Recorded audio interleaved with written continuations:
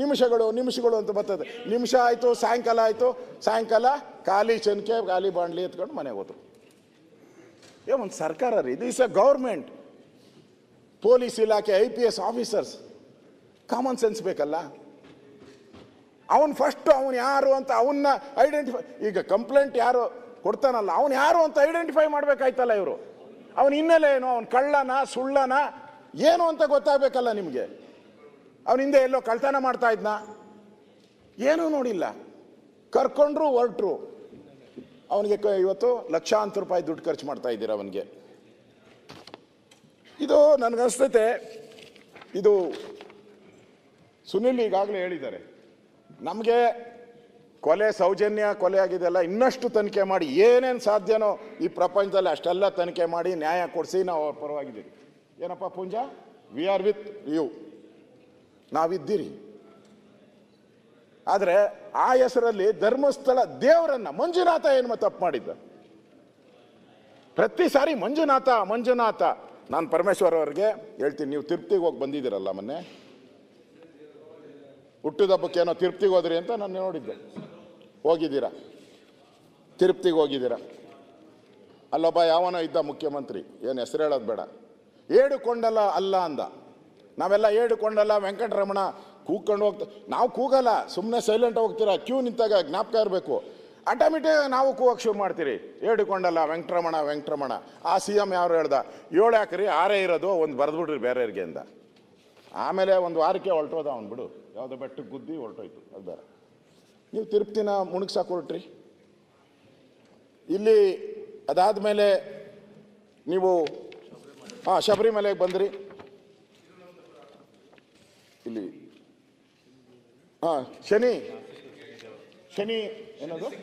ಶನಿ ಸಿಂಗಾಪುರಕ್ಕೆ ಬಂದ್ರಿ. ನಾನು ಹೇಳ್ತಾ ಇರೋದು, ಈ ಗ್ಯಾಂಗ್ ಇದೆಯಲ್ಲ, ಈ ಸಾಮಾನ್ಯದ ಗ್ಯಾಂಗ್ ಅಲ್ಲ. ಶನಿ ಸಿಂಗಾಪುರಕ್ಕೆ ಹೋಗಿದ್ರಿ, ಅದನ್ನು ಹಾಳು ಮಾಡಿದ್ರಿ. ಆಮೇಲೆ ಇದು ಏನೋ ನಮ್ಮ ಕೇರಳ ಶಬರಿಮಲೆಗೆ ಬಂದ್ರಿ. ಆ ಅಮ್ಮನ ಯಾರೋ ಹೆಣ್ಮಗಳನ್ನ ಹಿಡ್ಕೊಂಡು ದೇವಸ್ಥಾನಕ್ಕೆ ನುಗ್ರಿ ಅಂತ ಹೇಳ್ತೀನಿ. ನೋಡಿ ಎಲ್ಲ ದೇವಸ್ಥಾನಕ್ಕೂ ಅವ್ರದ್ದೇ ಒಂದು ಪಾವಿತ್ರ ಇರ್ತದೆ. ಈಗ ಇದಿದೆ, ಮಸೀದಿ ಇದೆ, ನಾನು ಹೋಗಿದ್ದೀನಿ ಮಸೀದಿ. ಹೆಣ್ಮಕ್ಳು ಹೋಗ್ತಾರಲ್ಲಿ? ಇಲ್ಲ, ಅವ್ರದ್ದು ರೂಲ್ ಅದು, ಅವ್ರ ಧರ್ಮದ್ದು. ನೀವು ಕೇರಳಗೆ ಇದಕ್ಕೆ ಅಯ್ಯಪ್ಪ ಸ್ವಾಮಿಗೆ ಹೋಗ್ಬೇಕು ಬಿಟ್ರು. ಅದೊಂದು ದೊಡ್ಡ ಗಲಾಟೆ ಮಾಡಿದ್ರು. ಅದಾಯಿತು, ತಿರುಪತಿ ಆಯಿತು, ಶನಿ ಮಹಾತ್ಮಂದಾಯಿತು, ಶನಿ ಸಿಂಗಾಪುರ ಆಯಿತು, ಕೇರಳ ಆಯಿತು, ಈಗ ಧರ್ಮಸ್ಥಳಕ್ಕೆ ಬಂದಿದ್ದೀರಾ. ಏನು ಅಂತಂದರೆ, ಹಿಂದೂಗಳ ದೇವರು ಸರಿ ಇಲ್ಲ. ಇವನ್ನೆಲ್ಲ ಮುಗಿಸ್ಬಿಟ್ರೆ ಈ ಧರ್ಮವನ್ನೇ ಹಾಳು ಮಾಡ್ಬಿಡ್ಬೋದು, ಹಿಂದೂ ಧರ್ಮವನ್ನೇ ಹಾಳು ಮಾಡಿಬಿಡ್ಬೋದು. ಈ ಪಿತೂರಿ ಇಟ್ಕೊಂಡು ಮಾಡ್ತಾ ಇರೋದು ಇದು. ಇಲ್ಲ ಅಂದರೆ ಅವನು ಯಾರೋ SITಗೆ ರಚನೆ ಮಾಡ್ತಾರೆ, ಅವನು ಯಾರೋ ಕಂಪ್ಲೇಂಟ್ ಮೇಲೆ ಮುಖ್ಯಮಂತ್ರಿಗಳು ಅಂದರೆ, ಹಂಗಾರೆ 100 ಕಂಪ್ಲೇಂಟ್ ಕೊಡ್ತಾರೆ ದಿನ. ನನ್ನ ಹತ್ರನೂ ಬರ್ತಾರೆ, CBI ತನಿಖೆ ಕೊಡಿ, ED ಕೊಡಿ, ಅದು ಕೊಡಿ, ಇದು ಕೊಡಿ ಅಂತಾರೆ. ಏನೆಲ್ಲ ಕೊಟ್ಬಿಡ್ತೀರಾ ನೀವು? ಏನು ಕೋರ್ಟ್ ಹೇಳಿತ್ತ ನಿಮ್ಗೆ ಕೊಡೋಕ್ಕೆ? ಏನು ಹೇಳಿಲ್ಲಲ್ಲ. ಈ ಪಾವಿತ್ರತೆಯನ್ನು ಹಾಳು ಮಾಡುವಂಥ ಹುನ್ನಾರ ಅಷ್ಟೇ ಬಿಟ್ಟರೆ ಇದರಲ್ಲಿ ಏನೂ ಇಲ್ಲ. ಇದು ಒಂದು ಗ್ಯಾಂಗ್ ಐತೆ, ಇಲ್ಲೇ ಅಂತಲ್ಲ, ಇಡೀ ದೇಶದಲ್ಲೈತೆ ಈ ಥರ ಮತಾಂತರ ಮಾಡುವಂಥದ್ದು, ಈ ಥರ ದೇವರುಗಳನ್ನು ಅವಹೇಳನ ಮಾಡ್ತಕ್ಕಂಥದ್ದು. ಇದು ಇವತ್ತು ಇಂಪಾರ್ಟೆಂಟು. ಇಲ್ಲಿಯ ಮುಸ್ಕು ಮ್ಯಾನ್ ಯಾವನಿದಾನೋ ಅವನಲ್ಲ, ಅವನ ಹಿಂದೆ ಇರೋ ಗ್ಯಾಂಗ್ ಇಂಪಾರ್ಟೆಂಟು. ಆ ಗ್ಯಾಂಗ್ ಇಂಪಾರ್ಟೆಂಟು. ಅವರು ಬಲಾಢ್ಯರು, ಅವ್ರು ಇವನ ಕೈಲಿ ಮಾಡಿಸ್ತಾವ್ರಷ್ಟೇ. ಅಂಥವ್ನು ಹುಡುಕಿದ್ದಾರೆ. ಇದ್ರನ್ನ ಮತ್ತೆ ಯಾವುದೋ ಒಂದು ಚಾನಲಲ್ಲೂ ಬಂದಿತ್ತು, ಈ ಸುಜಾತಾ ಭಟ್ ಆ ದೂರು ಕೊಡ್ತಾರೆ. ಸುಜಾತ ಭಟ್ ಈಗ 20 ನನ್ನ ಮಗಳು ಧರ್ಮಸ್ಥಳಕ್ಕೆ ಹೋದ್ಲು, ಅವತ್ತು ಅನನ್ಯ ಹೋದ್ರು, ಅಲ್ಲಿ ಕಿಡ್ನಾಪ್ ಮಾಡ್ಕೊಂಡು ಹೊರಟೋದ್ರು, ಆಮೇಲೆ ಸಾಯಿಸ್ಬಿಟ್ರು ಅಂತ. ನೆನ್ನೆ ಸ್ಟ್ರಿಂಗ್ ಆಪರೇಷನ್ ಮಾಡಿದ್ದಾರೆ, ಯಾವುದು ಸುವರ್ಣ ಚಾನಲ್ ಮಾಡಿದ್ದಾರೆ. ಅವರು ಮಗಳೇ ಇಲ್ಲ ಅಂತ ಅವರ ಅಕ್ಕ ಭಾವ ಅವರ ಅವಳಿಗೆ ಮದುವೆನೇ ಆಗಿಲ್ಲ ಅಂತ ಅವರು ಮನೆಯವರು ಹೇಳಿದ್ದಾರೆ. ಮತ್ತು ಆ ಕಾಲೇಜಲ್ಲಿ MBBS ಅಂತ, MBBS ಅಲ್ಲಿ ಹೋದ್ರೆ ಆ ಕಾಲೇಜಲ್ಲಿ ಹೆಸರೇ ಇಲ್ಲ MBBS. ಈಗ ಮತ್ತೆ ಇನ್ನಿಬ್ಬರು ಹುಡ್ಕೊಂಬಂದಿದ್ದಾರೆ. ಯಾವಾಗ ಈ ಗುಂಡಿಯಾಗಿ ಚನಕೆ ಬಾಣಲು ತೆಗಿ ಗುಂಡಿಯಾಗಿ ಹೋಗಿ ಆದ್ಮೇಲೆ ಈಗ ಇನ್ನಿಬ್ಬರು ಹುಡ್ಕೊಂಬಂದಿದ್ದಾರೆ, ಇನ್ನಿಬ್ಬರು ಬಂದಿದ್ದಾರೆ, ನಾವು ಇನ್ನಿಬ್ಬರು ತೋರಿಸ್ತೀರಿ ಅಂತ. ಪೊಲೀಸರದು ನಾನು ಅನ್ನೋದು, ಪೊಲೀಸರಿಗೆ ಯಾರು ಇದೆಲ್ಲ ಡೈರೆಕ್ಷನ್ಸ್ ಕೊಡ್ತಾವ್ರೆ, ಪಾಪ ಅವರು ಅಮಾಯಕರವ್ರೆ. ನಾನು ನೋಡಿದೆ ಪೊಲೀಸವ್ರನ್ನ, ಪೊಲೀಸವ್ರು ಹೇಳಿದ್ದು ನನಗೆ, ಸಾರ್ ಇವನ ಬಗ್ಗೆ ನಾವೇನಾನ ರೋಪ್ ಹಾಕ್ಬಿಟ್ರೆ ಮಾರನೇ ದಿನ ನನಗೆ ಫೋನ್ಗಳು ಬರ್ತಾವೆ ಸರ್ ಅಂತ ಪೊಲೀಸವ್ರು ಹೇಳಿದ್ದು. ಇವನಿಗೇನಾನ ನಾವು ರೋಪ್ ಹಾಕ್ಬಿಟ್ರೆ ಅದೇ ಬೇಕಾಗಿರೋದು ನಮಗೂ. ಮಾಡಲಿ, 100% ಡೌಟೇ ಇಲ್ಲ. ನೋಡಿ ಹೆಂಗ್ ನಡ್ಸ್ಕೊಬೇಕಾಯ್ತು, ಅಲ್ಲ ಅವ್ನು ಹೆಂಗ್ ನಡ್ಸ್ಕೊಬೇಕಾಯ್ತು ನಡ್ಸ್ಕೊಂತಾರ. IPS ಆಫೀಸರ್ ಅವ್ನ ಹಿಂದೆ ಓದ್ತಾರಲ್ಲ ಡೈಲಿ.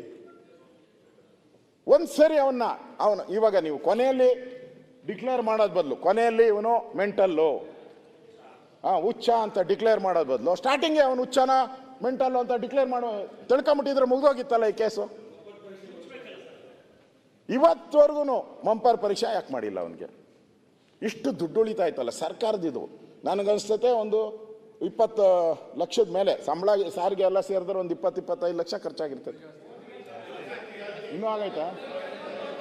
ಹಾಂ, 1 ಕೋಟಿ ಆಗೈತೆ. ಈಗ ಬಂದವರೆ ಮುಚ್ಚಬೇಕಲ್ಲ, ಅಗ್ದಿದ್ದೆಲ್ಲ ಮುಚ್ಚಬೇಕು. ಯಾರು ನಾನು ನೋಡಿದೆ, ಒಂದು ಇಟ್ಯಾಚಿ JCB ದಿನ ಏನು ಪೊಲೀಸರು ಸ್ಟನ್ ಇದಿಟ್ಕೊಂಡವ್ರೆ, ಏನೋ ಸ್ಟನ್ ಗನ್ಗಳು. ನಮ್ಗೆ ಇಷ್ಟು ಪಿಸ್ತೂಲ್ ಕೊಡು ಅಂದರೆ ನಮ್ಮ DG ಕೊಡಬೇಕಾ ಸರ್, ಅದು ವೆಪನ್ ಸರ್, ಗೊತ್ತಾಗಲ್ಲ, ಯಾವನ ಕೈಗೋ ಕೊಡೋಕ್ಕಾಗಲ್ಲ ಅಂತ 100 ಹೇಳ್ತಾರೆ ನಮ್ಗೆ ಯಾರನ್ನ ಕೊಡ್ಬೇಕಂದ್ರೆ. ಅವನು ಸ್ಟನ್ ಗನ್ ಇಟ್ಕೊಂಡವ್ರೆ ಅವನಿಗೆ.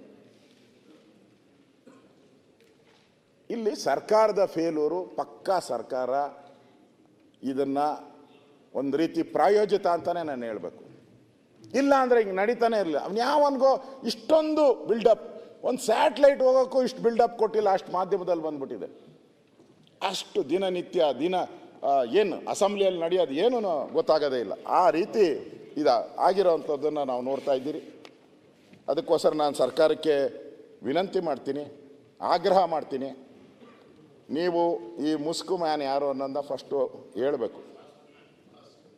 ಮಾಸ್ಕ್ ಮ್ಯಾನ್ ಮತ್ತು ಅವನಿಗೆ ಯಾಕೆ ಇಷ್ಟೆಲ್ಲ ಅವನಿಗೆ ಹುಚ್ಚನ ಇವತ್ತೇ ಹೇಳ್ಬಿಡಿ ನೀವು. ಆಮೇಲೆ ರಿಪೋರ್ಟ್ ಸೋಮವಾರ ನನಗೆ ಗೊತ್ತು, ಅವಾಗೆ ಮಹಂತಿ ಎಲ್ಲ ಬಂದು ನಿಮ್ಮನ್ನು ಭೇಟಿ ಮಾಡೋಗಿದ್ದಾರೆ.